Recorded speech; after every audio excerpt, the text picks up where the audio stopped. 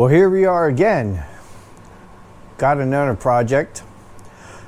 This is similar to the desk build that I did for myself, but this is not a project for me. This is a project for somebody else. I'm not building a desk this time. It's more like an extension addition.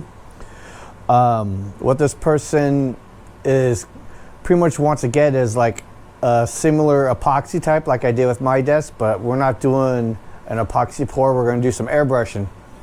The plan that I have on this one is going to be a flaming skull on a black surface, which I have behind me over here. I'll show you in a little bit.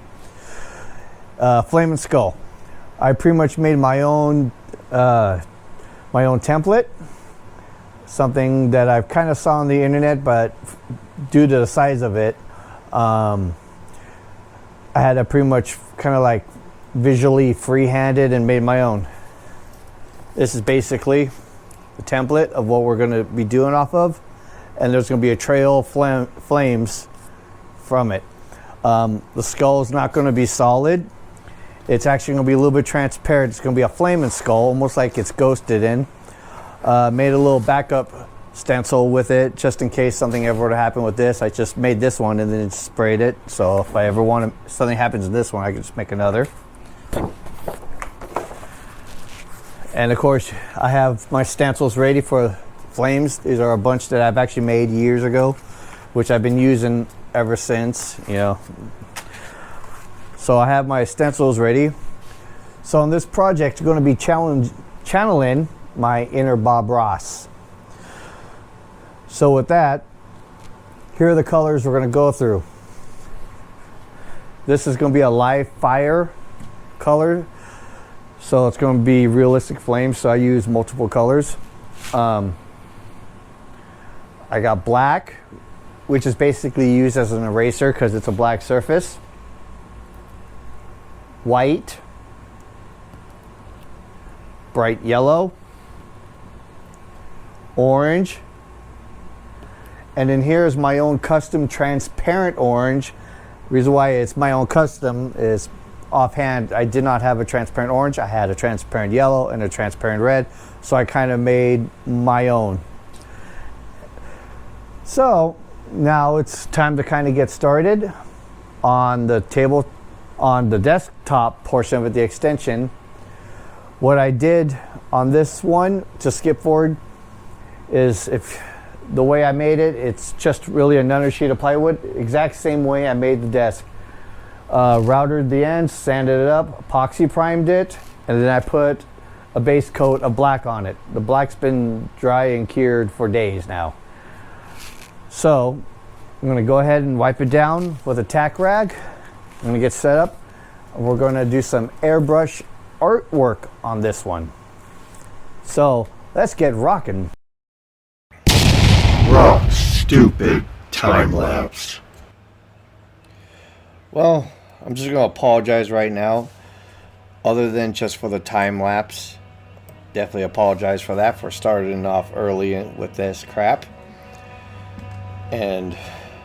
But the other thing I want to apologize for is you're going to see me in the way of the artwork a lot, especially on the critical skull part.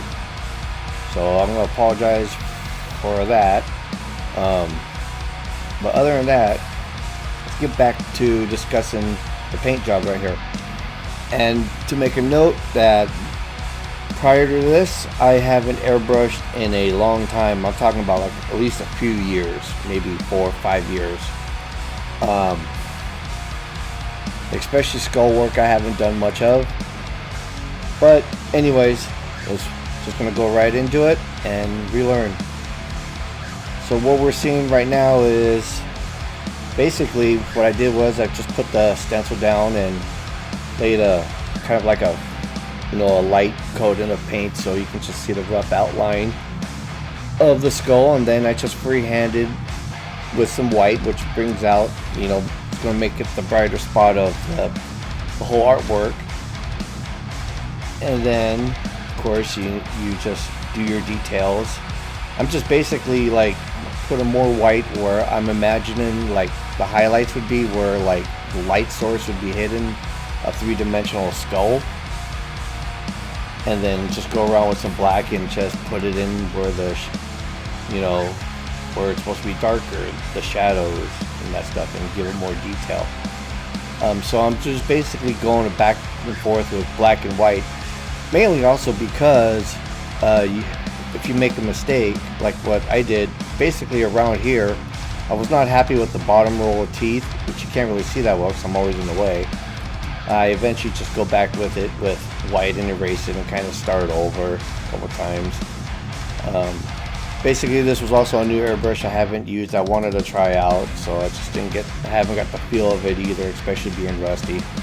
I'm pretty much used to making live fire. Just to go into how I do it, there's a million different ways to do it, and each way you just can't go wrong. This one I just kind of start freehanding the flames a little bit. I kind of start off with like an opaque orange.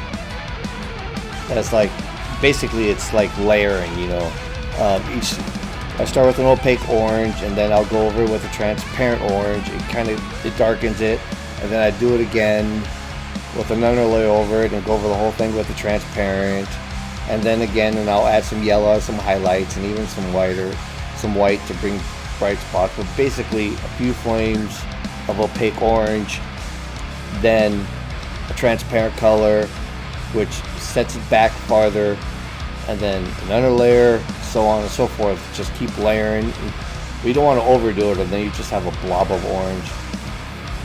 And what I'm doing here, as far as back to the skull work here, is obviously I fixed the teeth version a little bit. I'm just trying to get a little more detail, you know, with it. Once I was happy with the whole skull, even though I'm very rusty on this, I can't believe I was trying to do this project being this rusty. I should have just done a little bit of practicing at first. But see, now after I got my skull, I put some transparent orange on it, and a little bit more here.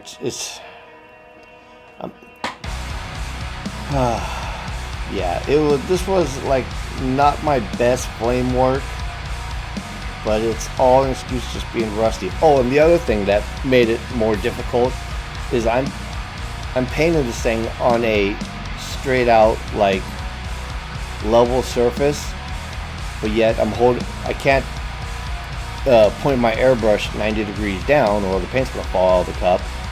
So I'm holding my airbrush basically around a 45, and I'm trying to, like, you know, hit exactly where I want to hit on fine detail, and I basically missed my mark a few times, hence why I had to fix a lot of shit.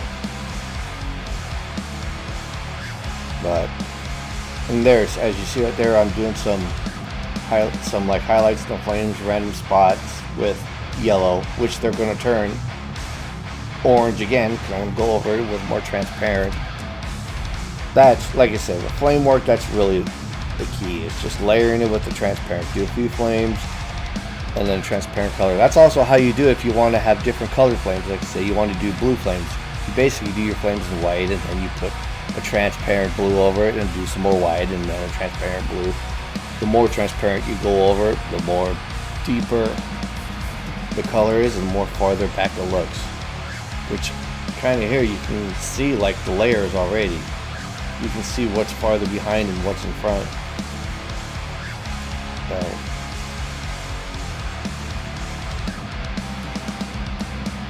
not that this is not, like I said, not one of my best ones, but you know, in the end, I'm kind of happy with it. I mean, there's a few little overspray, like little parts where I put my stencil where I put my stencil. You can kind of see it in the top right corner. We can see like a little line here and there, but at the end I just kind of went over with my black and kind of like buried some stuff. Buried some overspray areas where I didn't want it to go, because eventually this thing's going to get epoxied over.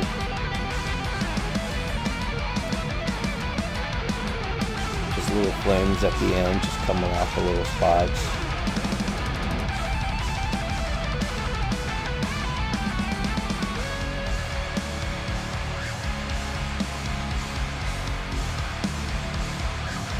final highlights.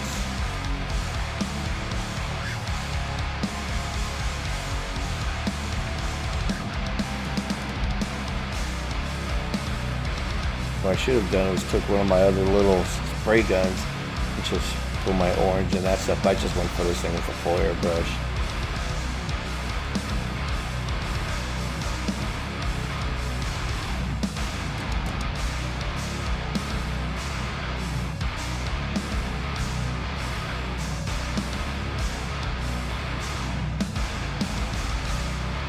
And maybe this segment was actually worth a goddamn time lapse.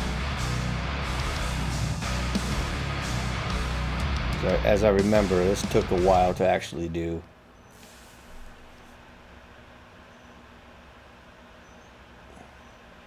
So he's just fixing some of the border in black with other black. Nothing to it. Now it's time to pour some epoxy. No need to show you how I make the epoxy and all that other crap. I already did a video about that, about the desk build that's sitting back there. I'm sure you could find it somewhere in my page if you know how to navigate. It's somewhere in there. I'll probably post a link in it somewhere else. The making of the epoxy is basically the same.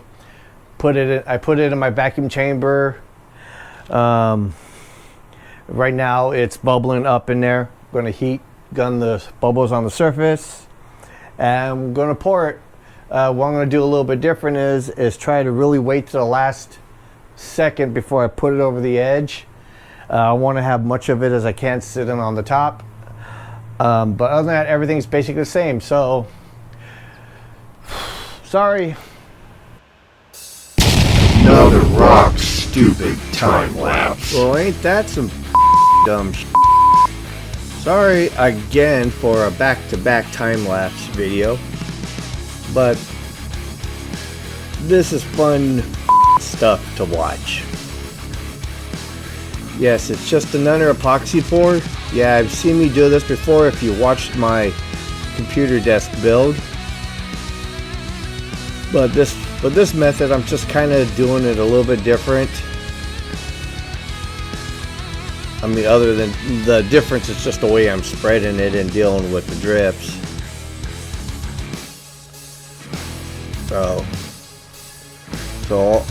from what I did was just pour it down the center and just kept pushing it and pushing it out, and not let it overflow too much in the beginning.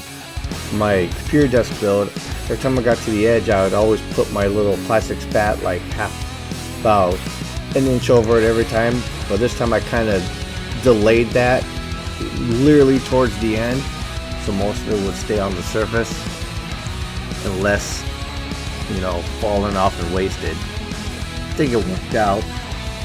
Actually, I think it did work out. But here I'm just getting rid of all the bubbles already. You know, this one obviously went quicker than this pour went quicker than my desk one, because I learned a few things. Didn't bother putting tape on there, so.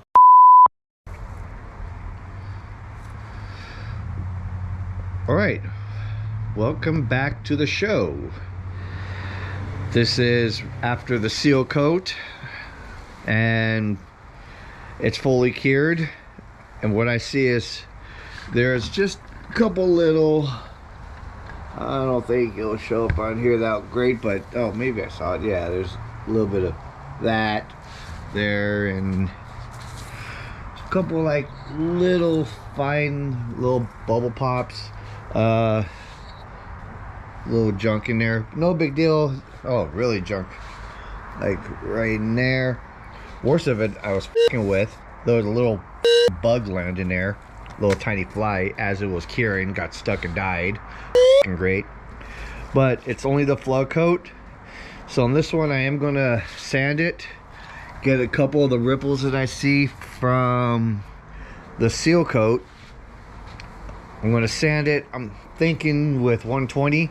I've researched it and they say you can do 80 grit on it, so I messed with this here with 320, but I'm gonna probably use 120. I'm going to end up using that mainly on where there's you know, the ripples or whatever, and the little bump of junk, whatever, that probably got on it while it was drying. And then be the flood coat. So I'm gonna do some sanding away.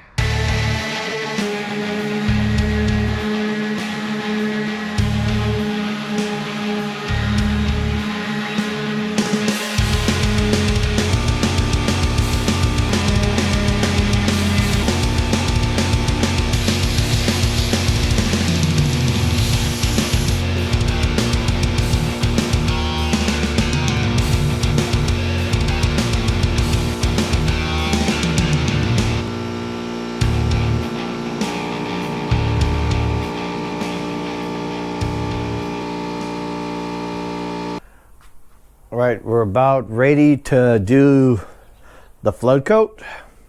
As you can see, it's sanded and it's cleaned, it's prepped. Just one more final tack rag, just really, literally right before the pour. I already got it vacuumed up. Just going to take the heat gun again and just pop the bubbles that's risen to the surface. And then we're going to pour it on for the flood coat. Well, we're not going to do it. I'm going to do it. All right, so that's what's coming up. And for the third time, cover your eardrums. Rock stupid time lapse. I hate you. Go to hell. Another one of these dumb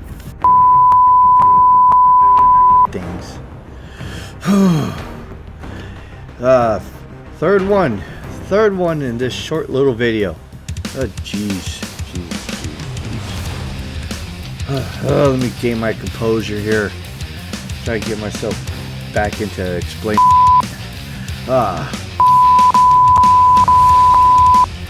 This. You know, I don't know what to say. I don't know what to say. With all these time-lapse videos, shots, and stuff, hurts my brain. Oh, okay. All right. Try to get to what I'm doing here. Oh, God, I just hate these stupid time-lapse things. This is just downright dumb. Okay, so what I'm now doing here is I'm starting to... Wait, what? It's over? Oh, here's the flood coat. Pretty happy with it from what I see so far.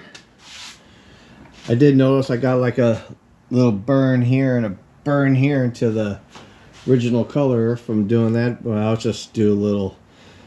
I'll figure something out in the end. Probably just a little gloss black thin layer of paint. Probably won't notice it. Hope not. It's kind of a bummer. Still got the drips going, of course. So every so often I gotta come back and, you know, take care of that.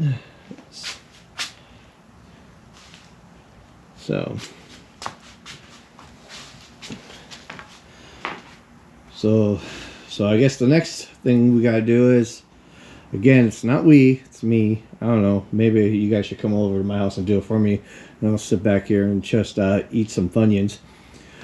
The next thing that has to be done is it's got to cure for a good 24 hours. So after that, flip it over and start dealing with the hardened drips, paint the bottom, and see how the surface turns out. Also, I don't know if that's a little bubble or something right there. It might be a bubble. I'll try and pop it after I put this camera down. If not, I think we'll do another video on what to do on final imperfections, which would be sanding and polishing. Hopefully I don't have to do that far. So let me take care of that little thing real quick for me and get ready for the next thing.